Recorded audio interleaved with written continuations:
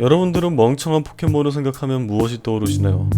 대부분은 야돈이나 누오 같은 멍청하게 생긴 포켓몬들을 떠오르실 텐데, 물론 이놈들은 충분히 멍청하긴 합니다만 사실 애초에 멍청한 게 컨셉일 뿐, 이런 멍청함을 적극 활용하여 충분히 강한 포켓몬으로 활약하고 있습니다. 그러니까 정말 멍청한 포켓몬이 아니라 멍청한 게 컨셉인 포켓몬이라는 것인데요. 그런데 이런 포켓몬 중에서 제가 정말 멍청하다고 생각하는 포켓몬이 있습니다. 그 포켓몬은 바로 8세대에 처음 등장한 데이어르입니다. 데이어르는 애벌레처럼 생겼지만 사실 여러 마리가 일렬로 행진하는 이상한 포켓몬입니다. 그런데 대부분의 사람들은 이 포켓몬이 멍청하다는 사실이 의아하게 느껴지실 겁니다. 왜냐하면 데이어르는 멍청하다기엔 굉장히 전략적으로 싸우는 컨셉의 포켓몬이고, 애초에 분류 자체가 진영 포켓몬이라 여러가지 전법을 사용하는 브레인이거든요. 실제로 도감 설명에도 팀워크와 리더, 대열에 대한 설명들이 잔뜩 적혀있고, 영어 이름 또한 서양의 팔랑크스 전법에서 따온 팔링크스입니다. 또한 이런 전략적 컨셉에 맞는 전용 기술까지 배우고 있는데, 그 기술의 이름은 바로 실제 전법에서 따온 배수진입니다. 배수진은 이름 그대로 물을 등지고 싸우는 전법을 말하는데요.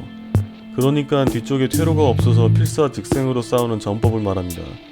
이렇게만 보면 정말 훌륭한 전법처럼 보이는데, 실제로 대장군 한신은 약 2200년 전 이 배쇄진을 사용하여 3만의 군사로 20만을 물리치고 정연전투에서 승리를 거두었습니다.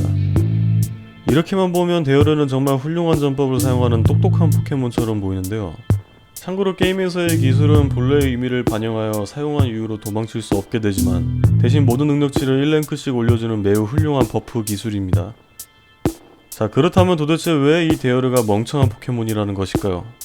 그 이유는 바로 이 배쇄진이 전혀 효과적인 전법이 아니라는 것입니다. 보통 정연전투에서 한신이 대승을 거두었기 때문에 배쇄진을 극강의 비기 정도로 생각하고 있는데, 사실 배수진은 상대를 유인하기 위한 페이크였고, 실제로는 뒤쪽에 몰래 빼놓은 별동대가 본진을 쳐서 이긴 것이 정연전투입니다. 그러니까 배수진은 허접인 것처럼 상대를 방심시켜서 뒤통수를 치는 공성계로 사용하거나, 아니면 소수의 병력으로 버텨야 하는 극단적인 상황에서 사용하는 비기라고 볼 수 있는데요. 그러니까 일반적인 상황에서는 절대로 사용하면 안 되는 문제가 있는 전법이라는 것입니다. 실제로 이런 배수진의 진정한 의미를 몰랐던 마속은 퇴로가 없는 산 위에 배수진 같은 진법을 사용하다가 참패하여 참수를 당했고, 조선의 명장 신립은 임진왜란의 탕금대 전투에서 대패하여 전사하였습니다. 그런데 지금 진영 포켓몬이라는 타이틀이 붙은 데이어르는 공성계로 쓰여야 하는 배수의 진을 필살의 비기처럼 사용하고 있었던 것입니다. 덕분에 도망도 못 가고 스스로를 퇴로에 가둬놓는 멍청한 포켓몬이 아닐 수 없는데요. 실제로 이러한 부분을 반영했는지 데이어르는 성능도 형편없어 아무도 쓰지 않는 포켓몬입니다. 그러니까 배수의 진은 사실상 스스로 퇴로를 막아 뒤가 없어 전멸하게 만드는 최악의 전법이고, 현대사회에서도 스타트업을 할 때 배수진을 쳐선 절대 안된다는 격언이 있을 정도로 관용어가 됐습니다.